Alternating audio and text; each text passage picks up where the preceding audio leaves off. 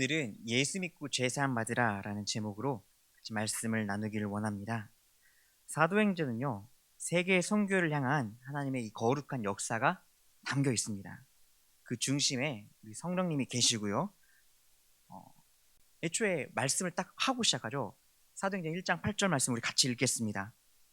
오직 성령이 너희에게 임하시면 너희가 권능을 받고 예루살렘과 온 유대와 사마리아와 땅끝까지 이르러 내 증인이 되리라 하시니라.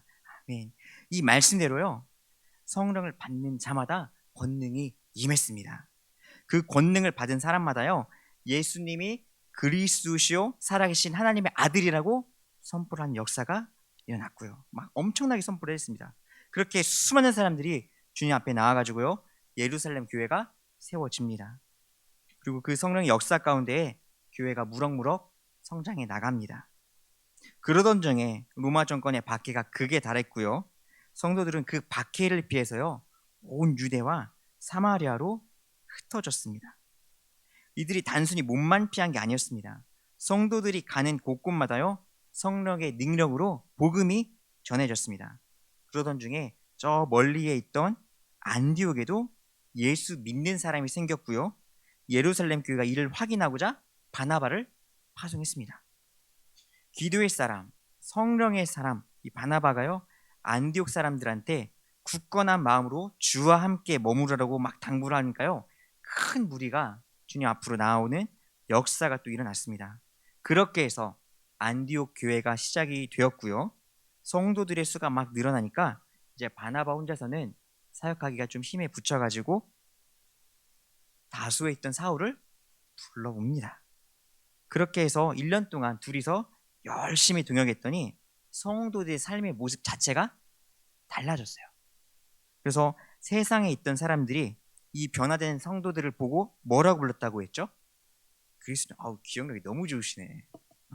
그리스도인이라고 불렀습니다. 예수님께 속한 사람이라 해가지고 그리스도인이라고 불렀어요. 그리고 이제 13장이 넘어가지고요, 이 세계 선교의 빗장이 활짝 열리죠. 안디옥 교회 온 성도가요, 하나님을 섬기며 금식하면서 성령님의 음성이 이들에게 들렸어요. 바나바와 사울을 따로 세우라고요. 그래서 이 안디옥 교회가 바나바, 사울을 따로 세웁니다. 근데 사실 안디옥 교회는 보면요, 바나바랑 바울이 이 두 사람의 헌신을 통해서 성장했다고 해도 과언이 아니에요. 이들의 위치는요, 이 안디옥 교회에서 흔들리지 않는 어마어마한 상당한 위치를 가지고 있었을 거라고 보입니다.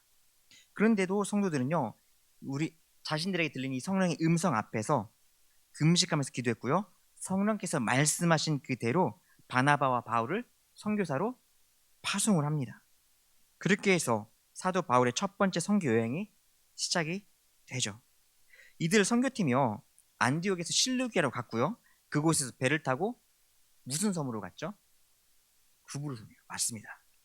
섬을 돌면서 주님을 전하다가요, 거짓 예언자 바예수도 만나고요, 구브로 총독 서기오 바울도 만납니다. 이 서기오 바울은요, 이 점쟁이를 날마다 옆에 끼고서 정사를 펼쳤었는데 하나님의 산에 왔다는 그 소식을 듣고요, 내가 하나님 말씀도 한번 들어봐야겠다 싶어가지고 이 두 명을 초청합니다. 그래서 바예수가 저 사람들의 말을 들으면 안 된다고 옆에서 이야기를 하죠. 막 가로막습니다. 그때 바울이 성령 충만한 눈으로 바예수를 주목하면서 딱 이야기를 하죠. 마귀의 자식아, 주의 바른 길을 굳게 하지 말라고요. 그리고 네가 이제 얼마 동안 맹인이 돼서 해를 보지 못할 거라고 딱 이야기를 하니까 진짜로 이 말대로 바예수가 얼마간 눈이 멉니다. 구브로 총독이요, 지금 이 눈앞에 펼쳐진 사건을 보면서요, 깜짝 놀랐어요.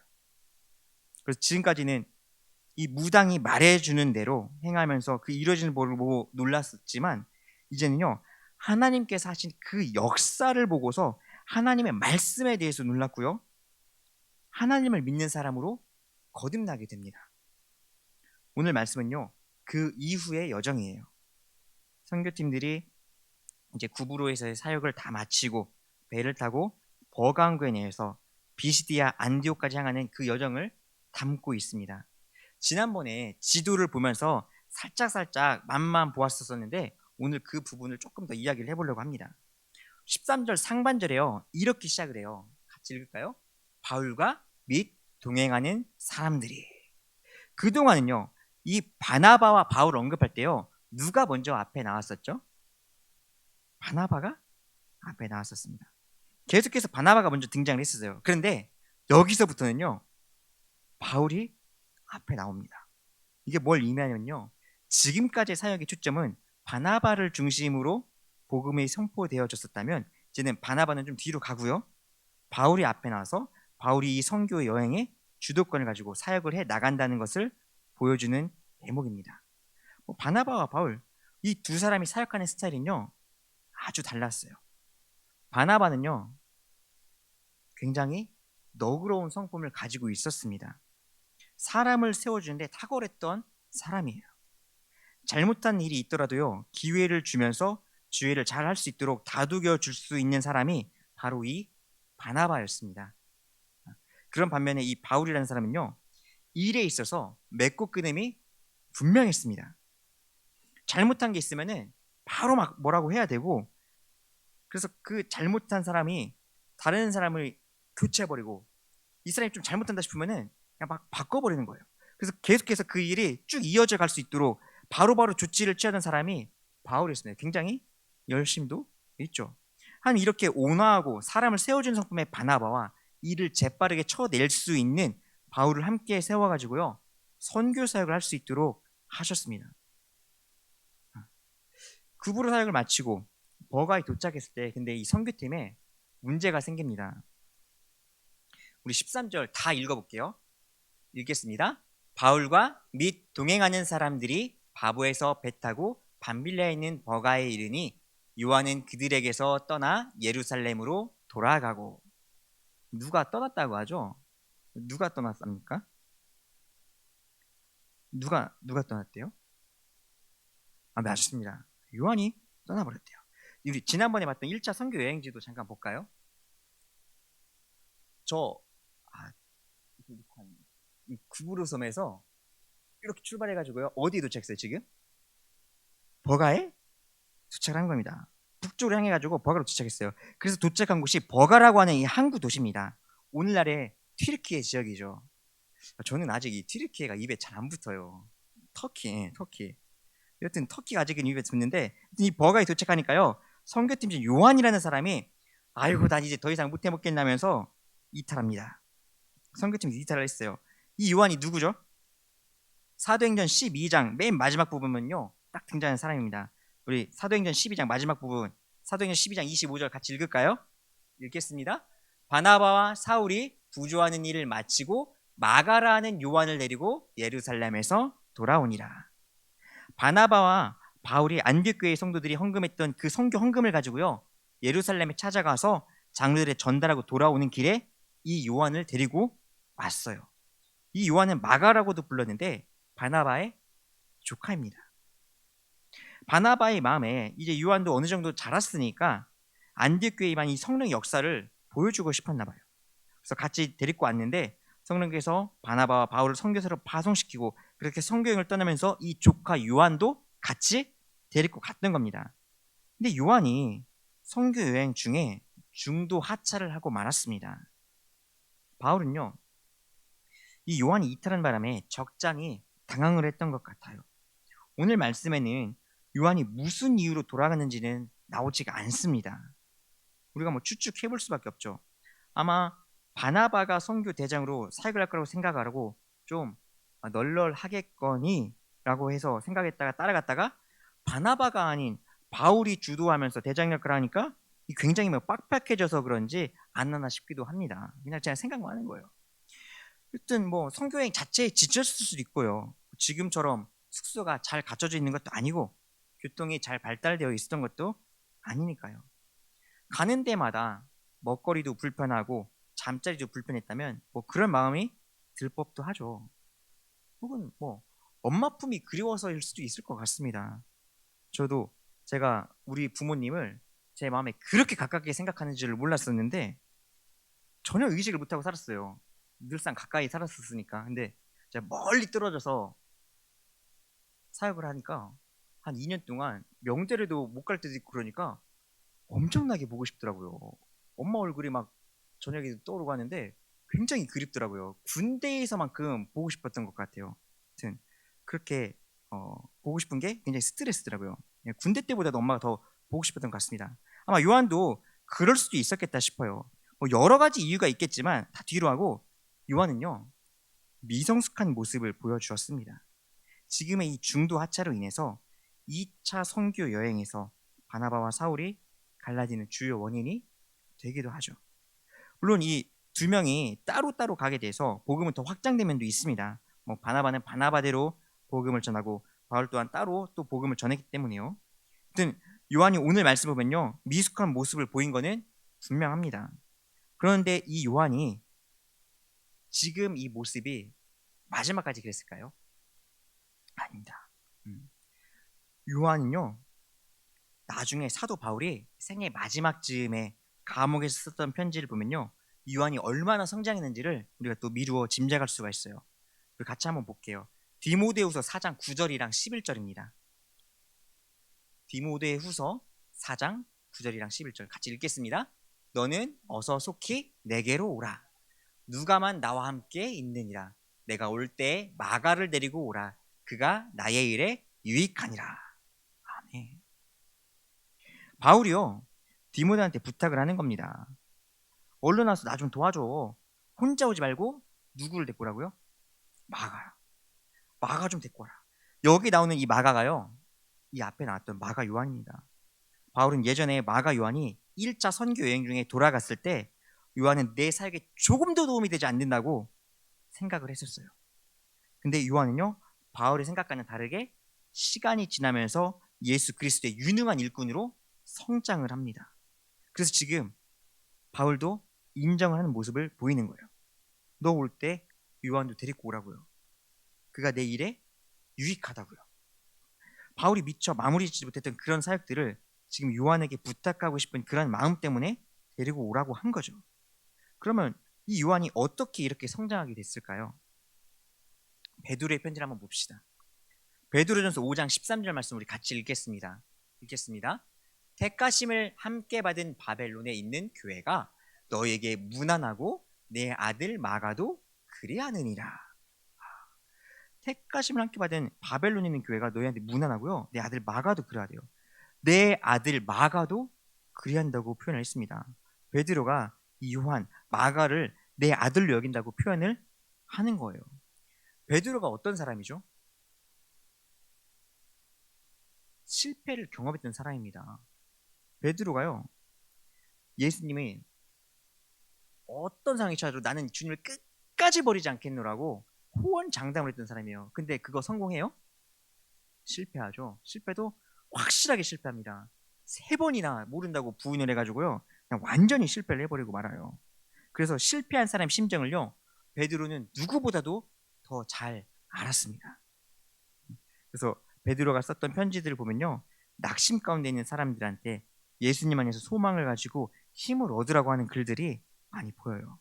하여튼 이런 과정 중에 마가 요한을 만났고요 낙심에 있는 이 요한한테 예수 그리스도에 관해서 설명을 해주면서 마가 요한을 아들로 여기는 그런 관계로 이 관계도 성장을 하게 됩니다.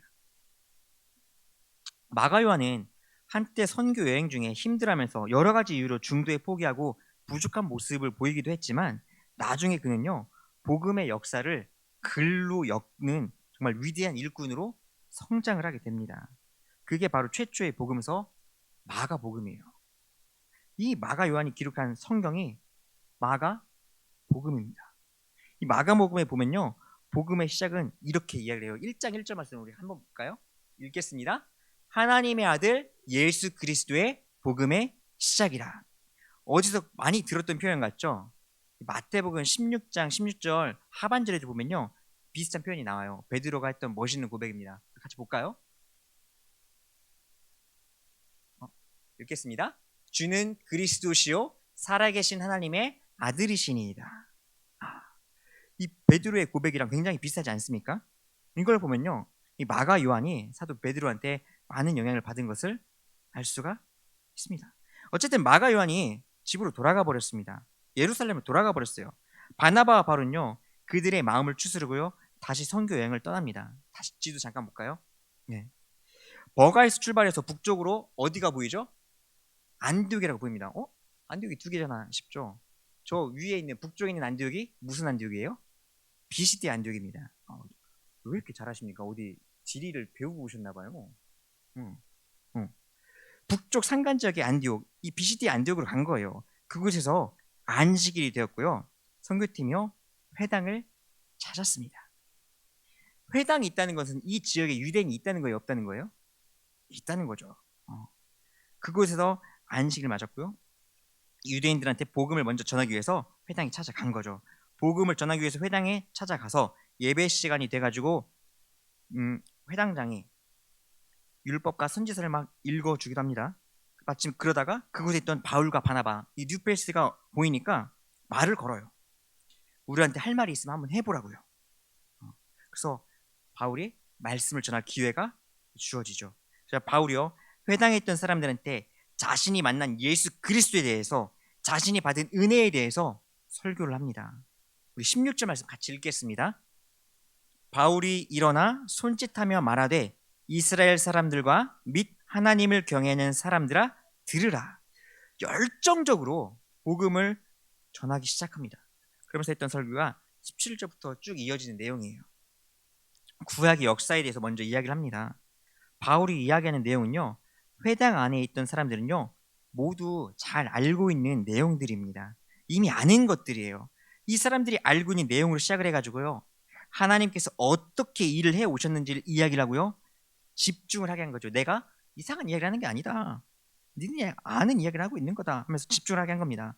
그리고 복음의 메시지를 맨 뒤에 선포하는 거예요.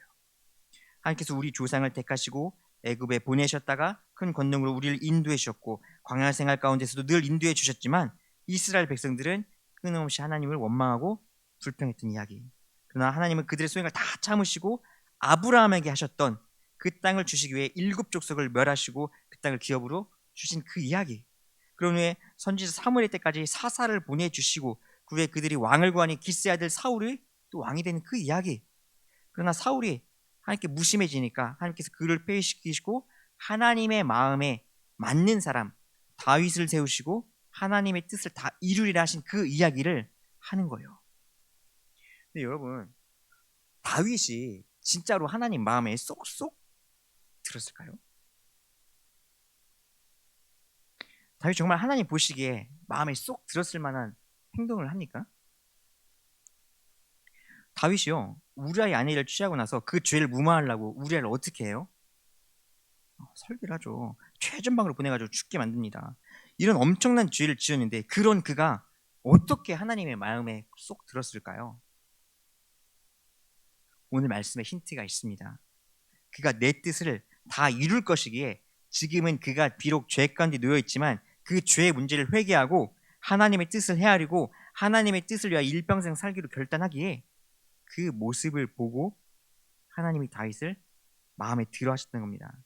다윗은요 나단 선지자가 찾아와서 그의 죄를 낱낱이 구하니까요 외면하지 않고요 그 즉시 자기의 죄를 시인하고 회개를 합니다. 이런 모습을 하나님이 기쁘게 보신 거예요. 그리고 다윗의 후손을 통해서 메시아를 보내겠다고 말씀을 하시죠. 이 시간 말씀을 나누는 저와 여러분도요 예수님의 십자가 은혜로 죄사함 받고 예수님께서 맡기신 사명 잘 감당하면서 내 뜻을 이루기보다는 하나님 아버지의 뜻을 이뤄갈 수 있기를 소망합니다. 그래서 하나님께서 다윗을 내 마음에 쏙 드는 사람이라고 말씀하셨던 것 같이 말씀을 나누고 있는 우리들도요 하나님의 마음에 쏙 드는 그런 믿음의 일꾼들이 다 될 수 있기를 소망합니다. 우리 23절 말씀 같이 읽겠습니다. 하나님이 약속하신 대로 이 사람의 후손에서 이스라엘을 위하여 구주를 세우셨으니 곧 예수라. 아멘. 17절부터 23절까지는요 다 하나님께서 이 모든 일을 하셨다는 겁니다. 하나님께서 이 모든 일을 예비하시고 지금까지 이 일들을 행해 오셨다고 이야기를 하죠. 그리고 이렇게 마무리를 합니다. 이스라엘을 위하여 구주를 세우셨으니 곧 예수라고요. 바울이 구원의 역사를 설명하면서 하나님께서 다윗의 자손 가운데 보내시겠다고 말씀하신 그 메시아가 바로 예수님이라고 이야기를 하는 겁니다. 그리고 부연해서 설명을 하죠. 24절입니다. 그가 오시기에 앞서 요한이 먼저 회개의 세례를 이스라엘 모든 백성에게 전파하니라. 예수님께서 오시기 6개월 전에요, 세례 요한이 먼저 태어났습니다. 그리고 예수님께서 사역하시기 전에 먼저 세례 요한이 세례를 베풀면서 주님이 오실 그 길을 예비를 했어요. 사람들은요, 요한을 보면서 이분이 우리를 구원할 메시아라고 이야기를 하기도 했었습니다. 근데 요한은 그 소리를 듣고 즉시 바로잡죠. 나는 그리스도가 아니라고요. 나는 그분이 오실 길을 예비할 뿐이고 그분의 신발끈을 풀기도 감당할 수 없다고 이야기를 이렇게 합니다. 그리고 바울이 이제 이 말씀을 듣던 유대인한테 진짜로 하고 싶었던 이야기를 딱 하는 거예요. 하나님을 경외하는 여러분, 안식일마다 율법을 낭독하고 하나님 앞에 의인으로 살았다고 자부하시죠? 하나님께서 여러분을 구원하시려고 구원의 말씀을 보내주셨습니다. 예수님께서 이 땅에 오셔서 천국 복음을 정확하게 가르쳐 주셨는데 여러분 어째서 예수님을 메시아로 바라보지 못하고 그분을 정죄하셨습니까? 예수님한테 죄가 없다는 것을 알면서도 어쩌자고 예수님을 십자가에 못 박으라고 그렇게 소리쳤습니까? 사람들은 예수님을 십자가에 못 박아 죽였으니 그걸로 다 끝났다고 생각을 했습니다. 근데 하나님께서는요, 예수님을 죽은 그 가운데서 3일 만에 다시 살려주셨습니다. 하나님이 죽은 자 가운데서 그를 살리셨고요, 하나님이 예수님을 일으키셨고 죽은 자 가운데서 그를 일으키사 다시 썩음을 당하지 않게 하셨습니다. 다 시편과 이사야 말씀에 기록되어 있던 그 말씀이에요. 여러분도 다 아는 말씀 아닙니까? 막 이렇게 바울이 그 회당에 모인 유대인들한테 이렇게 딱 자기가 하고 싶었던 이 복음을 선포를 하는 거예요. 예수님께서 말씀대로 이 땅에 오셨고 예수님께서 이 땅에 오셔서 말씀을 권위 있게 가르치셨고 예수님께서 말씀대로 십자가에 달려 죽으셨고 예수님께서 말씀대로 사흘 만에 죽은 자 가운데서 부활하셨습니다. 예수님은 여러분의 죄를 사하시려고, 우리를 죄를 사하시려고 십자가에 달려 죽으셨습니다. 그리고 장사된 지 사흘 만에 부활하셔서 부활의 첫 열매가 되셨습니다. 그러니 여러분, 죄 문제로 인해서 마음 앓지 말고 전정하지 말고 하나님의 자녀로 살게 된 것에 감사하면서 더 이상 세상의 일로 인해서 낙심하지 마십시오, 이렇게 이야기를 하는 겁니다. 우리 38절이랑 39절 같이 읽어볼게요. 그러므로 형제들아, 너희가 알 것은 이 사람을 힘입어 죄사함을 너희에게 전하는 이것이며 또 모세의 율법으로 너희가 의롭다 하심을 얻지 못하던 모든 일에도 이 사람을 힘입어 믿는 자마다 의롭다 하심을 얻는 이것이라. 여러분이 반드시 아셔야 될 게 있습니다. 그거는 우리가 예수 그리스도의 십자가와 부활을 믿을 때 우리는 비로소 의롭다 하심을 받게 되고요, 비로소 우리는 구원받게 되는 겁니다. 여러분, 이 말씀을 믿음으로 받으십시오. 이 말씀을 의심하지 말고 받으십시오 라고 바울이 그 회당에 있던 유대인들한테 멋있게 선포를 한 거예요. 저도 이렇게 멋있게 선포를 하고 싶은데 아직 깜냥이 안 돼가지고 못하겠더라고요. 아무튼 여러분, 이 말씀을 믿음으로 받으십시오. 이 말씀을 의심하지 말고 받으십시오. 이 말씀을 내게 주신 하나님의 말씀으로 받으십시오 라고 바울이 강력하게 선포를 했어요. 그리고 41절 말씀입니다. 같이 읽겠습니다. 일러스되 보라, 멸시하는 사람들아, 너희는 놀라고 멸망하라. 내가 너희 때를 당하여 한 일을 행할 것이니 사람이 너에게 일러줄지라도 도무지 믿지 못할 일이라 하였느니라 하니라. 이렇게 일러줬는데도 불구하고 복음을 멸시한다면, 예수님을 부인한다면 반드시 망합니다. 주님 앞에 서게 되면 그때는 돌이키고 싶어도 돌이킬 수 없습니다. 그러니 이 시간 여러분 모두 제가 전한 이 복음을 듣고 예수님 앞에 엎드리십시오. 예수님을 영접하십시오. 그러면 그 즉시 하나님의 자녀가 되고 천국 백성이 되고 하나님께서 주신 그 은혜 가운데 서게 됩니다. 여러분, 무엇을 택하시겠습니까? 여전히 예수 부인하시겠습니까? 이렇게 말해도 예수님 믿는 게 어렵습니까? 그러면 저를 보십시오. 제가 바로 예수 믿는 자들 핍박하는데 앞장섰던 사람 아니겠습니까? 저는 그것이 옳은 일이라고 믿고 하나님의 일이라고 믿고 목숨을 걸고 예수 믿는 자를 박해하면서 살았습니다. 그런데 다메섹으로 예수 믿는 자를 핍박하러 가던 그 길에 빛 되신 예수님을 만나고 예수님께서 나를 찾아오셔 만나 주셔서 내가 예수님을 직접 만나고 나니까 그제야 내가 깨닫게 됐습니다. 내가 잘못 살았구나, 내가 잘못 믿음 생활했구나 깨달았습니다. 여러분은 어떻습니까? 바울이 회당 안의 유대인들에게 했던 이 설교지만요, 시대를 뛰어넘어가지고 우리한테도 도전이 되는 것 같아요. 예수님 만났다고 자부하면서 10년, 20년 뭐 만난 그 순간부터 지금까지 이 평생을 신앙생활을 했는데 아직도 우리의 마음에 악한 마음이 남아있진 않습니까? 아직도 품어주지 못하는 그 마음이 여전히 자리 잡고 있지 않습니까? 형제를 이해하지 못하고, 형제를 사랑하지 못하고, 품어주지 못하고 무슨 예수를 전할 수가 있겠습니까? 우리에게 주신 하나님의 말씀은요, 분명합니다. 하나님은요, 사랑이세요. 하나님은 사랑이십니다. 여러분 마음속에 이 사랑의 마음이 이 시간 불붙듯이 일어날 수 있기를 소망합니다. 우리가 싸울 대상은요, 옆에 있는 교우들이 아니에요. 옆에 있는 남편이 아닙니다.